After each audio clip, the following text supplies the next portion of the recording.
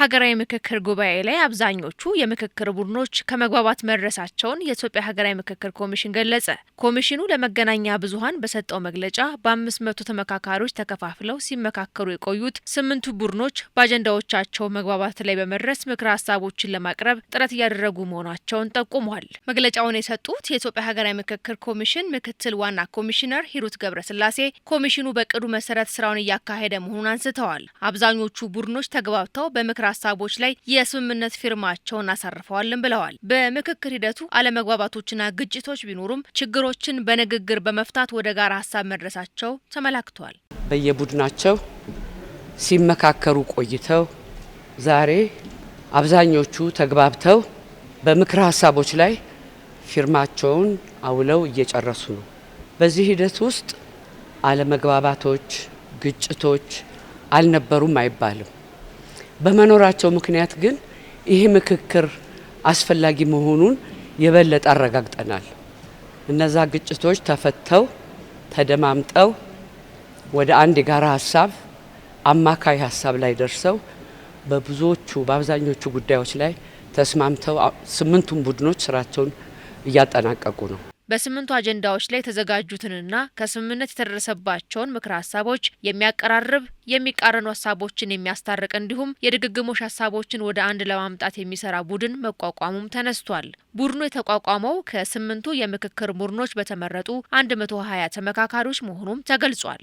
አጠቃለን ለምናቀርበው ምክረ ሀሳቦች አንድ ወጥነት እንዲኖራቸው ለማድረግ የሚሰራ ስራ ነው። ለረጅም ጊዜ ሲደከምበት የቆየ ምክክር ውጤታማነቱን ለኢትዮጵያ ሕዝብ የምናበስር ይሆናል። በአብዛኛው ስራችን 3/4ኛው ስራችን እየተጠናቀቀ ነው።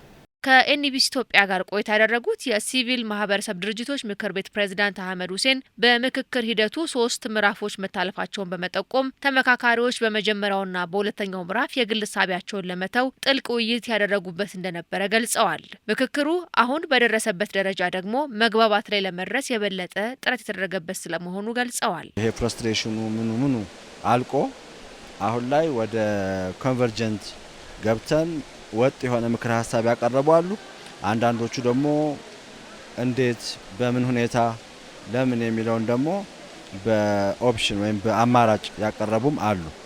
ስለዚህ ዞሮ ይሄ ሂደቱ የሚያስተምረን ነገር አንዱ የሌላውን ፍላጎት የሚረዳበት የሌላውን ስጋት የሚጋራበት ለካ እንዲህ አይነት ነገሮችም አሉ የሚለውን የያዘበት ነው እና ይሄ ከአውትካሙ ይልቅ ሂደቱ በራሱ በጣም ብዙ ነገሮችን እየቀየረ የመጣ ነው።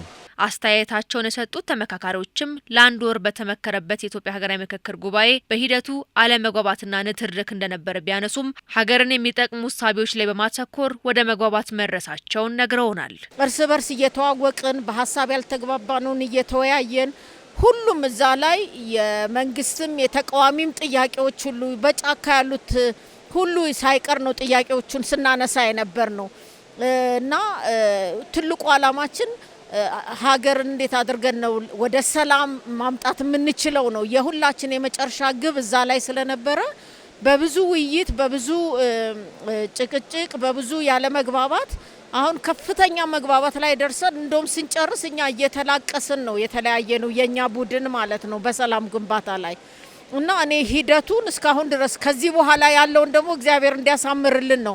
ምክንያቱም አልተጠናቀቀም ገና። ሀሳብ ማንሳት አለ፣ ሀሳብ መውጣት አለ።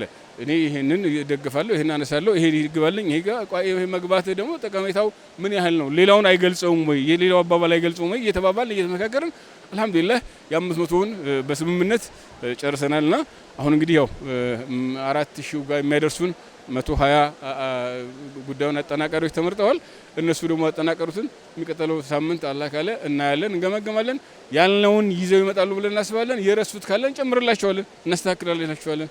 የኢትዮጵያ ሀገራዊ ምክክር ኮሚሽን በግለሰብና በቡድን የቀረቡ ቅሬታዎችን በቅሬታ አፈታት ዘዴ ጉዳዩ እየተጠና ውሳኔ እንደሚሰጥበትም ገልጿል።